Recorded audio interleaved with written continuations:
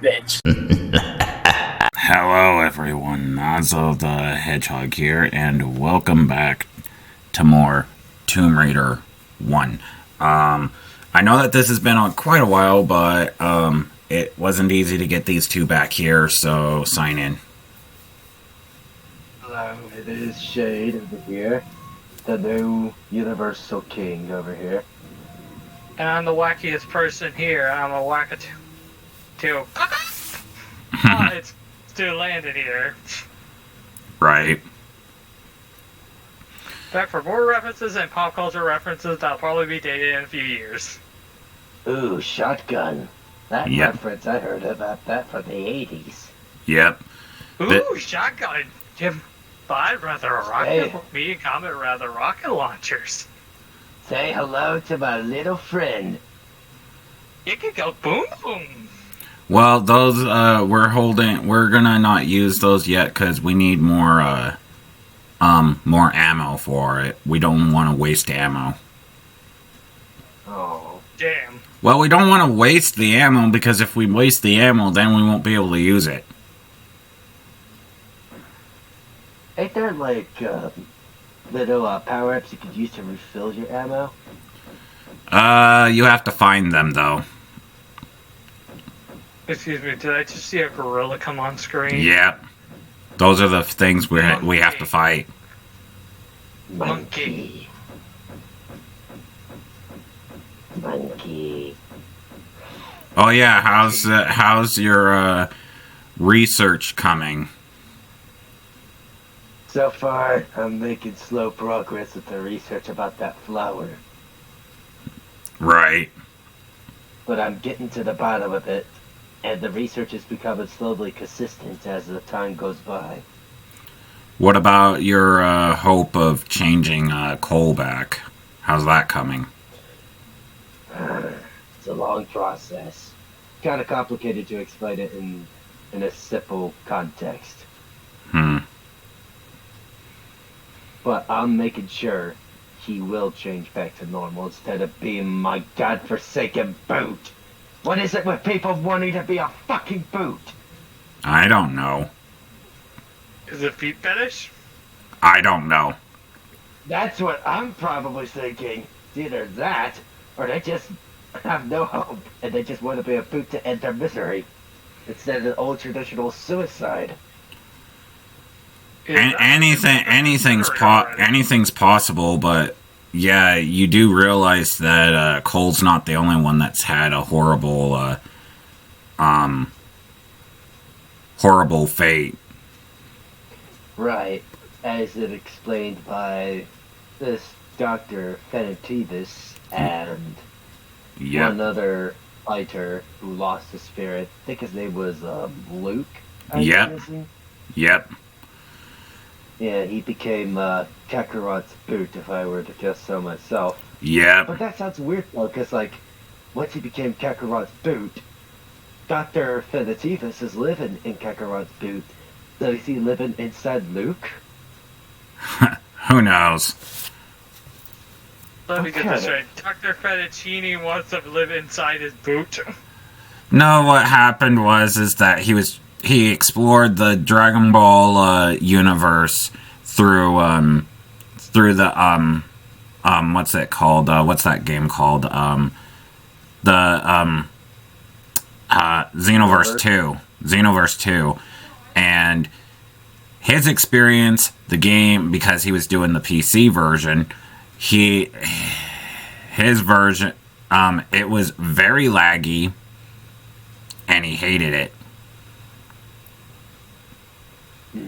Maybe he should have borrowed my console. Let's just say that he hated it. It took him an hour. He was doing a test recording of the game, and then it took him an hour and a half to get past, to get through all the tutorials, and it would go punch, that slow, and it's like, and he hated that. So when he was asked how was your experience and stuff like that? And he said that he would rather live at the bottom of Goku's boot instead of dealing with the leg. And so yeah, so as soon as he said that, the Bergamo used the Dragon Balls and used that recording that against Finn, played it, and yeah, so now Finn is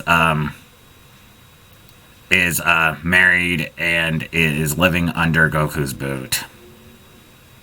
And unfortunately, he cannot change his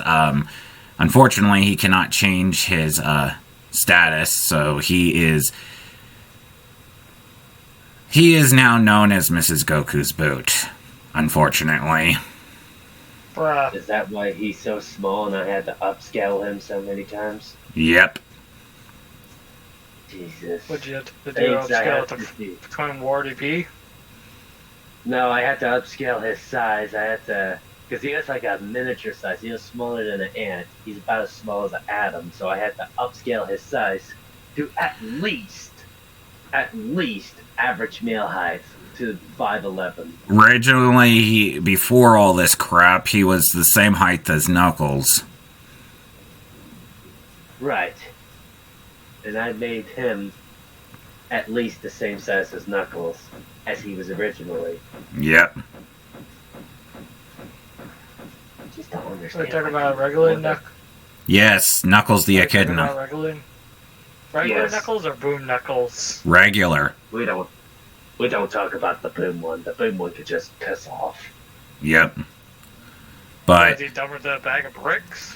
when he was alive, yes, because yes, he got killed. Bruh. And see, we're back in the main stage. I think we may have forgotten something. Yeah, I'm just making sure that we don't miss anything, you know, like if we don't, because I don't want to miss any secrets or, and, you know, you can hear the ominous music, so I'm trying to make sure if there's anybody we still need to fight, and...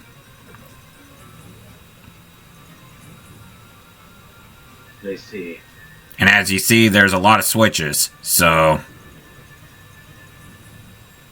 I guess we'll have to figure out, Yeah, it's a switch puzzle. One? We gotta figure out which lever is the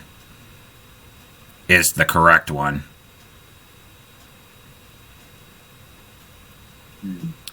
And yes, I know which one. I know that one of you was gonna do that reference. huh? The pull the lever, Crunk. Wrong lever. Why do we even have that lever? I was actually gonna make a Nintendo. I was actually gonna make a Nintendo reference saying there's so many switches. I hope Nintendo doesn't come along. That one's good, but the other one is more of a classic at this point. I was thinking of a SpongeBob reference saying, "That's the light switch." Also, goody! I found the soundboard. Good.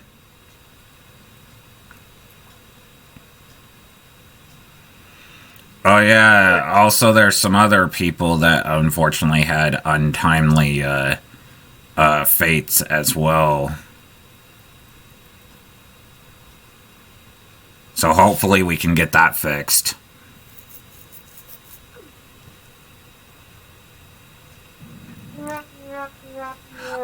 How could you guys saw that, right? That blended in. How would we know that to move that? Beats me. It's an old game. Yeah, but I would just be looking around for hours, like, and thinking that will be some portal logic for me. Like, where is this thing? And I look up a walkthrough, and my dumbass actually No, it was right next to me the whole time. Yep. I mean, that blended in. So how would we expect to move that? I don't know. Random bullshit. Right? Developers want it to be dicks.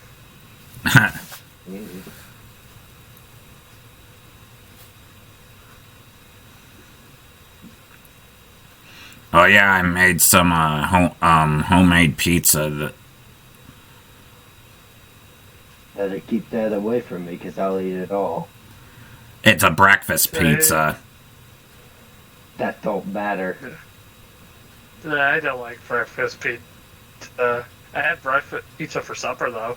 Ah. Yeah, it's got sausage and eggs and cheese, bacon. I would keep it as the traditional bacon, egg, and cheese. Adds a bit of pepperonis. And some extra cheese. Huh. I'll add in some spicy stuff into it as well. I'd go for classic pepperoni with stuffed crust pizza. Normally I would have, like, you know, I'm not picky when it comes to pizza. It's just that Starline wanted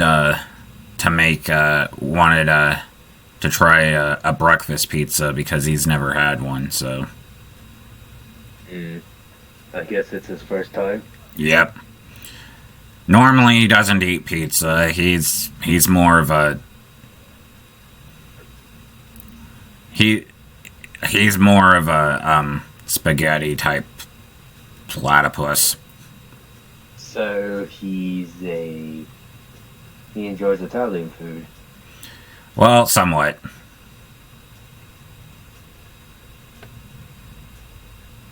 But again, I haven't talked to him since he came back from his. I haven't talked to him since he came back from his trip. I pretty much from his business trip. So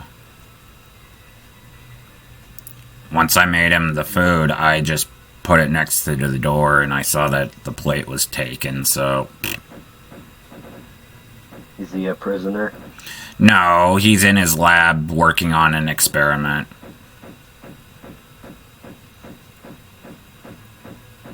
One that Dragonfire's not too happy with, but I think of Starline, and I keep thinking, is this a mixture between Perry the Platypus and Dr. Doofenshmirtz? He's from the comics, so you gotta. I think that's what the general idea was behind his original design. Like, think of it: evil mad scientist, and platypus. He's supposed to replace Dr. Finitivus. As Mr. Ken Penders killed off the Archie universe. Yep. And as with Surge being the replacement for Scourge. Yeah, and Starline's trying to bring Surge back, and Dragonfire's not happy about it. I may have an idea in case if that were to actually happen. Yeah. If I were to be able to have access to her mind, I could restore her memory so she wouldn't, like, be mind controlled again with her partner Kit. Right. And instead of just being under Sonic's shadow, she would be her own person instead of trying to kill Sonic. Right. Well, if I tune to like where I come from, our co-stars is a Surge, which when she's not really evil, she's more of a passive-aggressive kind of person, and she doesn't really follow anybody, but she is more or less I don't really say she's fully. She's not a bad person, but she's more of like an anti-hero. What's the right word? Yeah, somewhat like that. So she's basically aggressive by turns of personality, but more of a hero in a touch. Yep. Huh. Why couldn't we get this type of version of Surge? That would be a lot better than one looking like trying to replace Scourge and trying to be like how he used to be. Mm-hmm. You should have seen how much angry swearing I had to censor in her second part of her Sonic Adventure Let's Play. Oh, was she raging? Yeah, one part when she literally got to the top of the stage to continue and she fell off. Oh, I could see that. I would imagine if she would have met me, I am such a troll when it comes to seeing people fail in games. Yep. I actually watched one of her parts. Even in the same part, she even made a Nacho Libre joke. Oh boy. Oh, that old movie. She called the like chaos that looks like a shark and stuff. She called it Nacho Wabribo. Like, neat.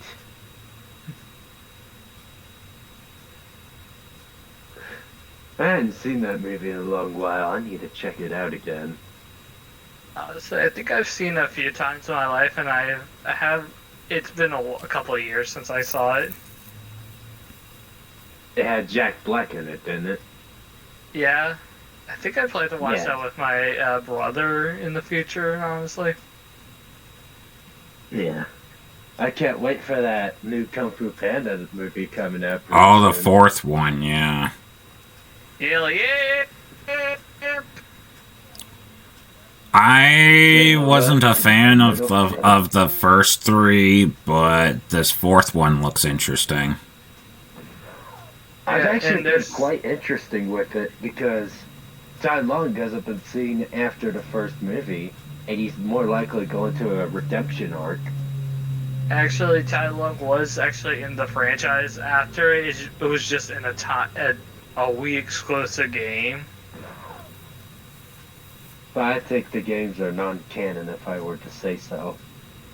It's possible. I didn't even know there were games. Oh yes, there were. There was. Well, obviously the tie game. The first one was an RPG game. And more like a beat 'em up. The first one before the beat 'em up was actually an RPG game that came out online during when the movie was released. And it had that feeling. It had that feeling when you were stepping on Lego when you're watching the gameplay. Oh boy. And yes, I made a catty reference. Yeah.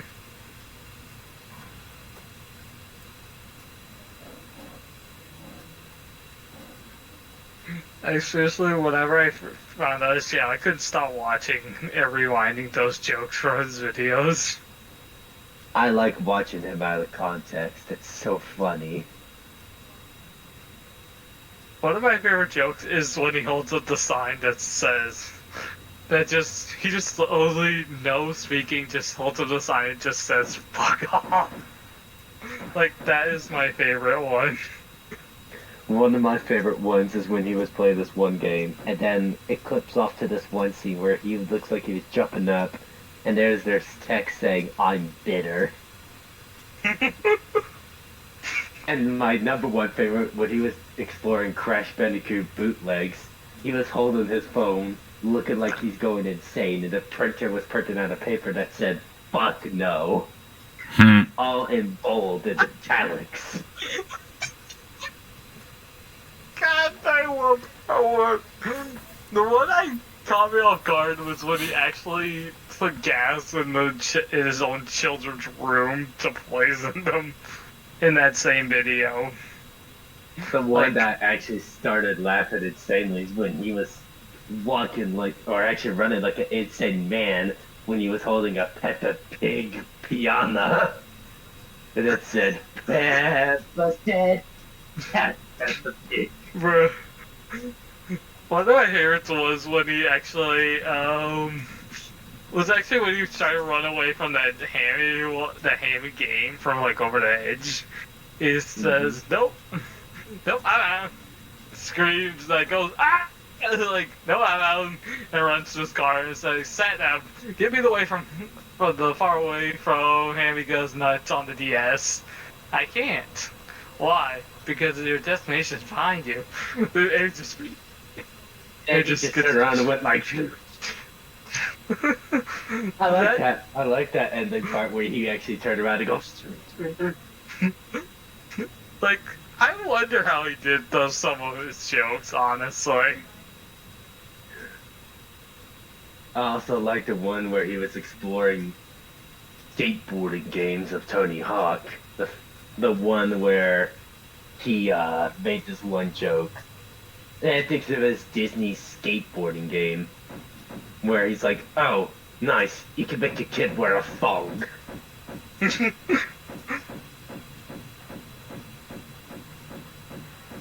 Not gonna lie, he was surprisingly... I was actually expecting him to rip into that game, honestly. Like, was I the only one who thought that at first? I think some people might think otherwise of it as well.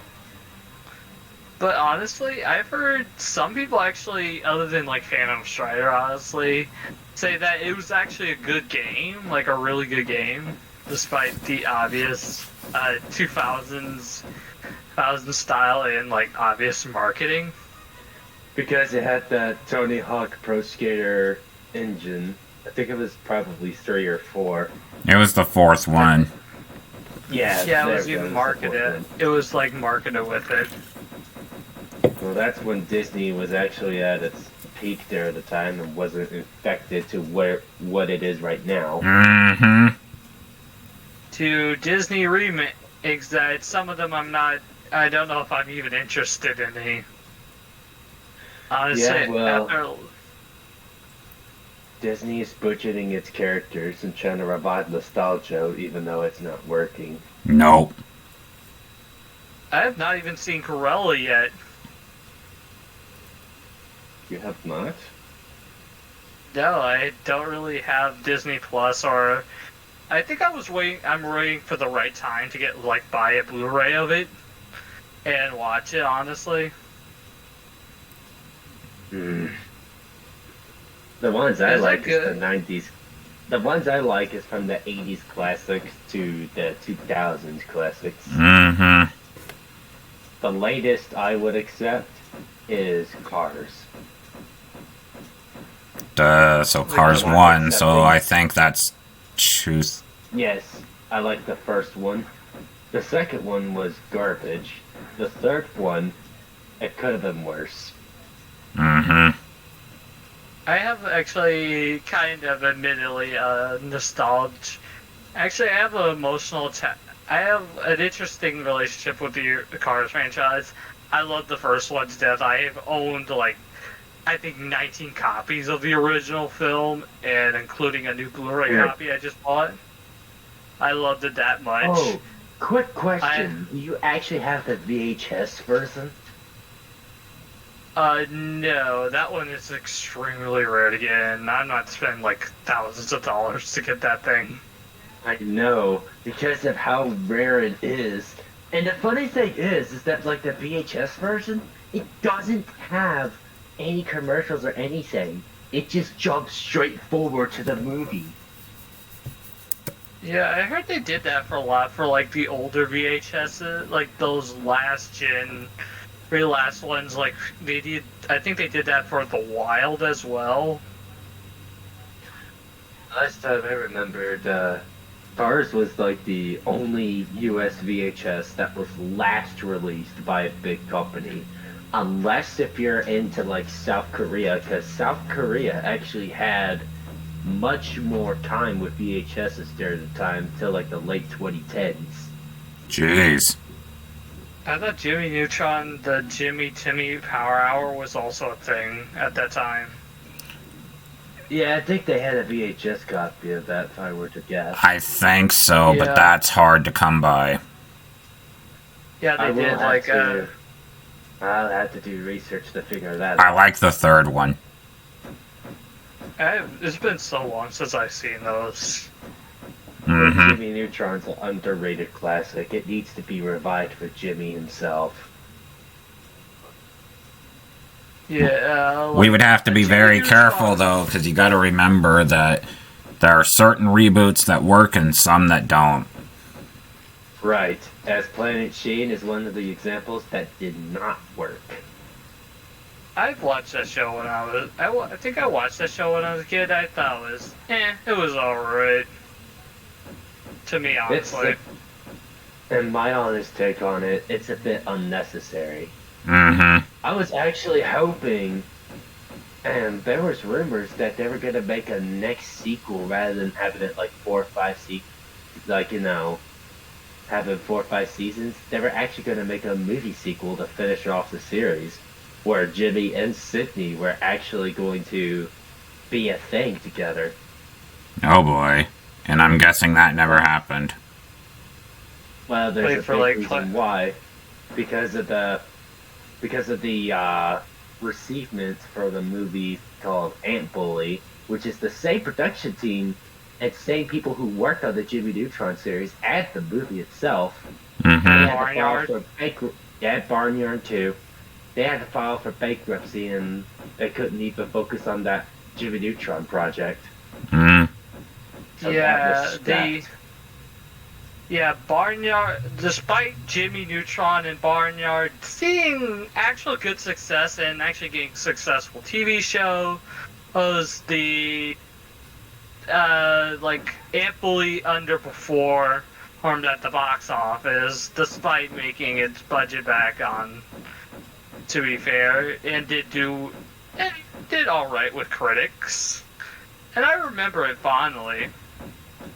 Well, in my honest take, the movie wasn't actually so bad. Sure, there are some scenes that are a bit unpleasant, but it's the 2000s, dude. Mm-hmm. Yeah, what Ant movie didn't have unpleasant scenes, to be honest? Like, look back at Ants and the A Bug's Life. Like, they are great. They are good movies, but some scenes are get a little creepy or like a little unpleasant, especially in Ants. The one thing I will have to say is that if you're gonna have that type of stuff, you're gonna have to make the movie give out a very good message. Mm-hmm. As I'm gonna use Toy Story for an example. We all know how the first one ended. It ended off with a positive message. Mm-hmm. And there's no other person that's gonna replace you just because of who you are, or even a person being better than you. And then the second one, it actually did very well. And honestly, the message was really good too. Where there's people gonna grow up, but it's best for you not to miss it for the world. The third one was amazing. The third one for Toy Story was emotional, and it should have been just kept as the ending. Mm-hmm. Yeah, I remember seeing that scene, the incinerator scene, as a kid when I was 6 when the movie came. I think 6 or 5 when the movie came out. It was in 2010, and I remember that scene so vividly. I still look up that scene to this day because of how emotional it was. Because these characters that come together over the course of these movies came together as a family. It's their last moment together, and they're coming together even if it's their deaths. That is impactful to me. That is impactful. That is impactful to me as well, because I grew up watching classics like Toy Story, The Incredibles, Cars, Bugs Life, Lion King. I grew up with the classics. Yeah, Lion King, I have some sort of nostalgia towards it, but I have a weird take that I mentioned Barnyard earlier, but honestly, I grew up more with Barnyard than Lion King, so this take is a little bit biased. That I honestly rather Barnyard than Lion King, mainly because of one big scene. In both movies, it's the death of the parent in both movies. Because Mufasa's death, which is still sad, yes, and it's still an impactful scene. Honestly, he fell down a cliff and he died. Like, it's Mufasa, isn't he supposed to be really strong and stuff? Unless he fell on his brain or got trampled over. In Barnyard, the scene hits harder and more impactful because the character actually went down fighting to something that's really hard, really vicious and really strong, which was the coyotes, like multiple of them.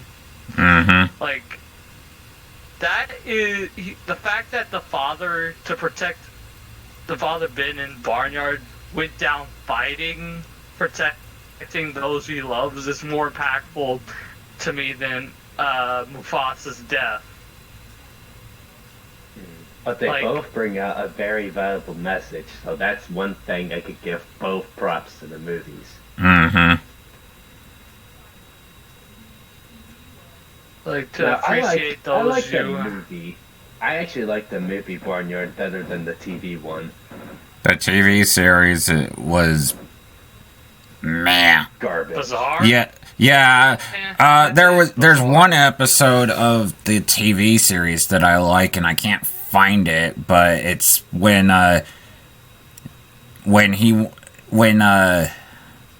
Pig wants to learn golf. So he goes and asks Odie, I think his name is, the cow. It's Otis. Otis. Asks Otis to help him, and then he's got a trippy, I think it's like a dream or something like that, and it before the golf thing, and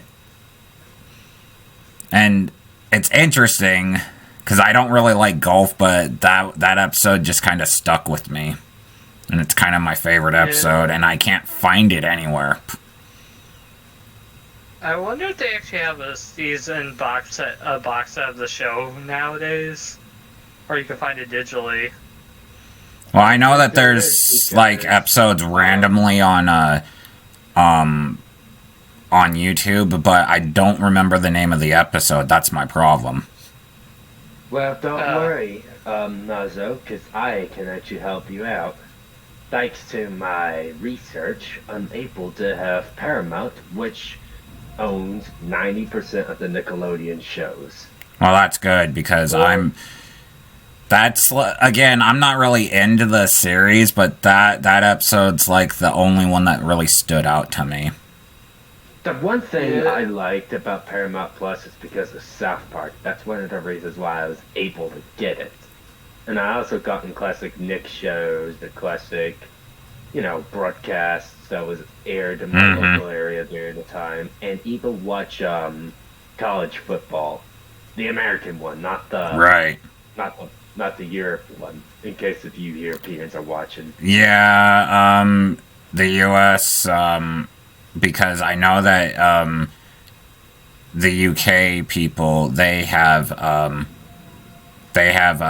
a sport called football, but it's not really football. That's their football is our soccer, pretty much. Soccer. Mm-hmm. Yeah. I honestly have one thing, this last thing to say about Barnyard, which I actually give this one more props. That I do kind of feel it's a little bit of a better coming-of-age story than Lion King, because the story is about the character learning to come to grips with his mistake. Mm-hmm. And in Barnyard, at least Otis actually had I understand Lion King, yeah, he was right out, but that is kind of a little bit of a weird thing if you think about it, that he actually just stayed where he was, even though his people were literally on the brink of dead and stuff, and he just stayed. But at least Otis had the courage to actually stay after what happened. Mm-hmm. he does actually want to leave near the end of the movie, but that's just because he feels like he failed and stuff. Like, he didn't feel like he was a better leader, but he comes back at the end and actually goes to take on the Coyotes himself. That felt more impactful to me. Like, yes, the Simba did go back, but that was after he was convinced. Like, seriously convinced and stuff. Yeah, he had to. He ended up having to talk to Nala, and then they ended up. Yeah. And then they ended up talking to Mufasa's old friend, Rafiki. Yep. And Rafiki actually gave a very good point, is that the past can be troubling, but you can either run from it or learn from it. Mm-hmm. He also gave him stick therapy. Don't mess with him when he goes on kung fu with his stick. Oh yeah, about Mufasa, showing Mufasa. Yeah, and another thing is that, like, in terms of soundtrack and that fighting, it's a close tie, but when it comes to soundtrack, I think Lion King actually has the better soundtrack than Barnyard. I would have to agree on that. I kind of have some nostalgia towards Barnyard, to be fair. Also, the song that plays near the end, at the climax, You Gotta Move.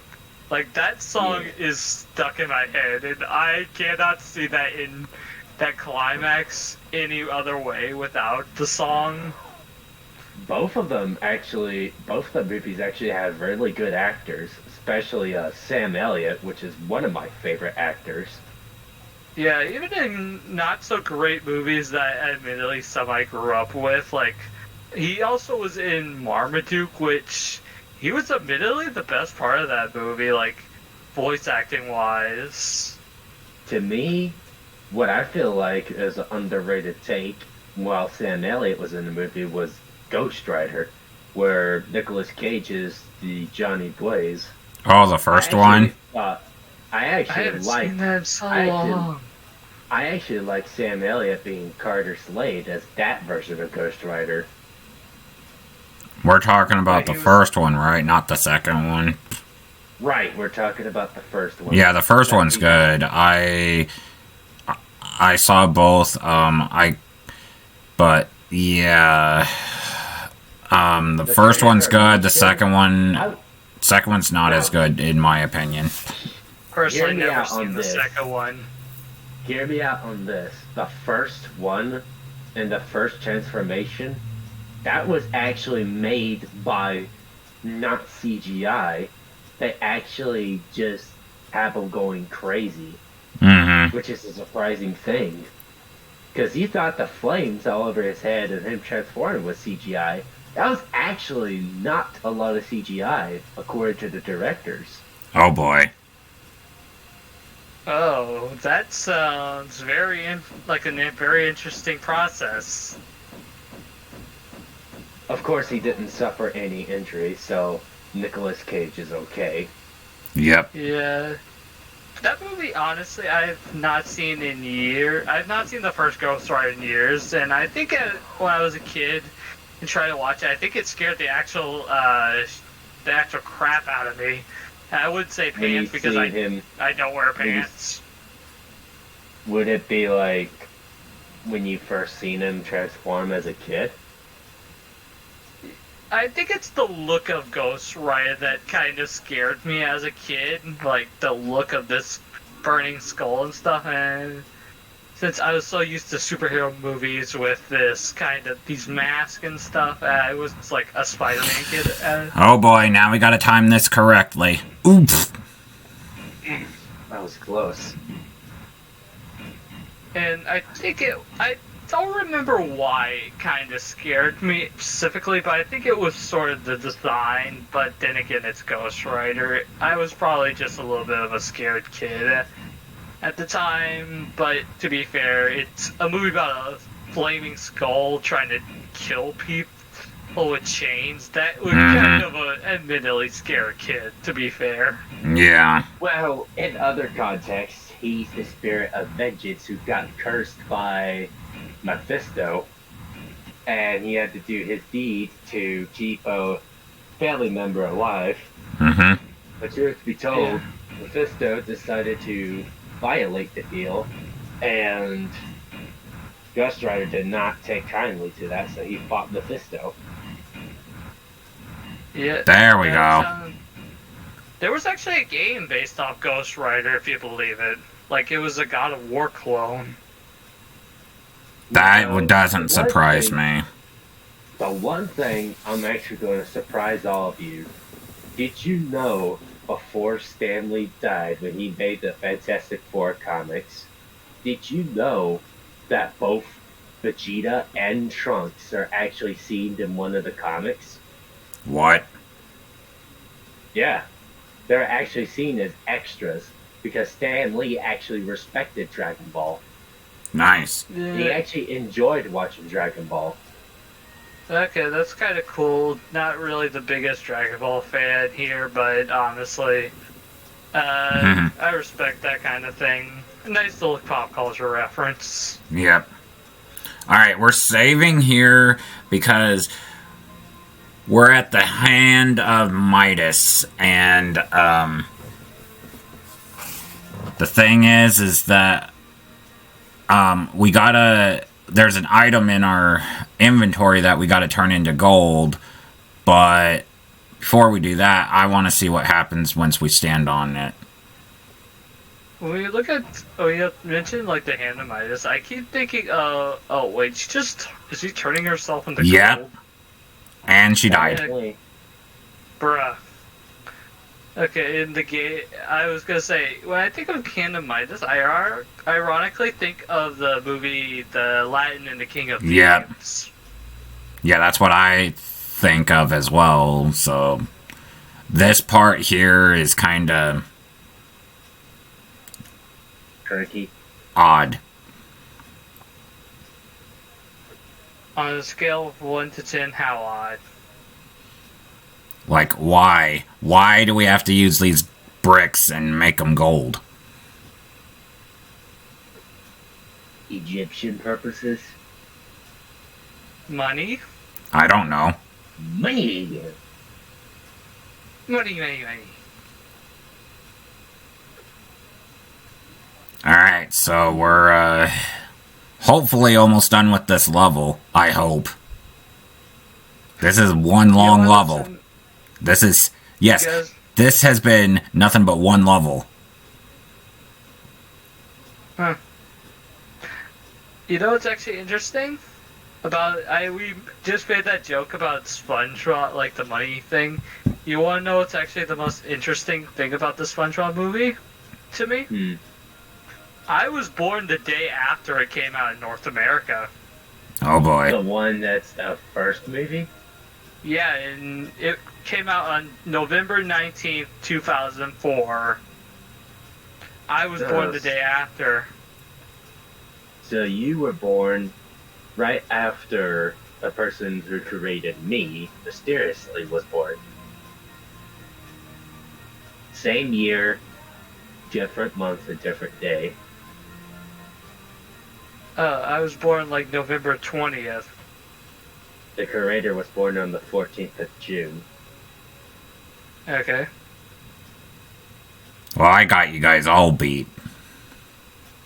Well, of course, because you're an old man. I thought his animated short came Yes, the animated short thing came out in 2006, but my voice actor, he was born in he was born in 88, so. Oh, so you're almost as old as the voice actor's older brother. He was born in 87. Yep. And that was, I think, the same year Roger Rabbit actually came out. Who Framed Roger Rabbit was created in 88. Yeah. I heard there was supposed to be sequels to that, but... There was, but it got canceled. Yeah, even one made by ImageWorks, but after the failure that was the major failure, that was Mars Needs Moms. Yeah, that didn't go as planned. Right. I have some nostalgia for that movie, honestly, but even I think it looks creepy as all hell. Right. Although, like, what was that human that was... I don't remember his name off the top of my head, but the one that was played by Dan Folger, I think, in that movie was legit the best character. Yeah. Oh. Still trying to find the end of the level here.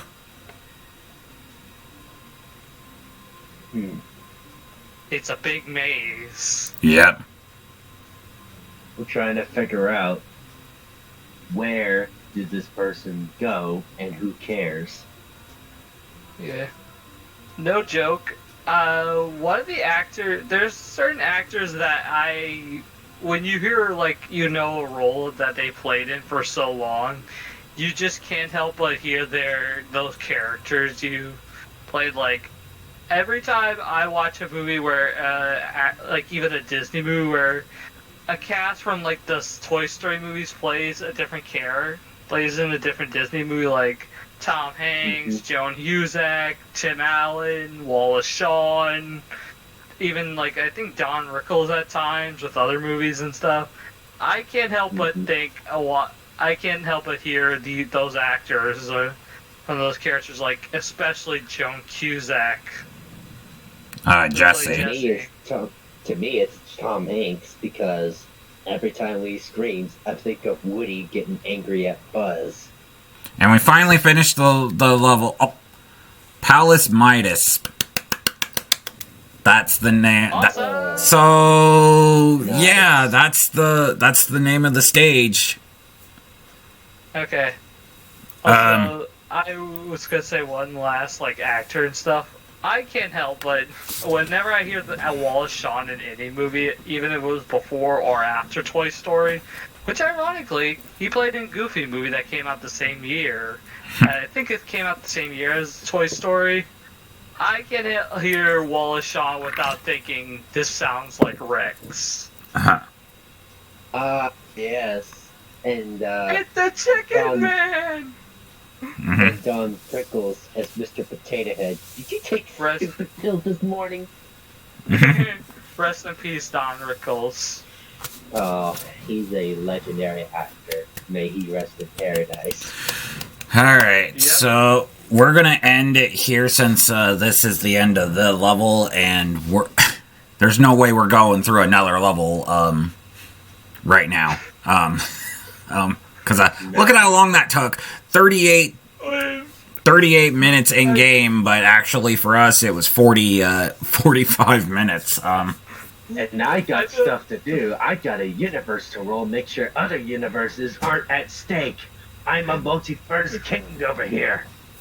Yeah, and I gotta finish my training, and I got kids and a girlfriend. I got a family. so Say not so. You need to get back with me for your training. exactly.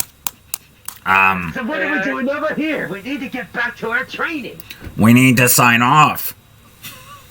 I don't mean to be rude, but I actually had a joke that, like, when you said that Rest in Paradise things, I was thinking, what about Rest in Potatoes? Oh no. Oh no, because he's Mr. Potato Head. Very clever of you. Ha ha. Alright. So sign off. Alright. This is your Multiversal King Shade. I'm signing off for the night. Wish y'all the best of luck. Thank you and good night. The tune is over. The tune is over now. Chaos Control! And this is Nazo signing off. Thank you guys again for watching. Make sure you comment, rate, subscribe, turn on notifications so you don't miss a video. And I'll see you guys next time for more Tomb Raider. Goodbye.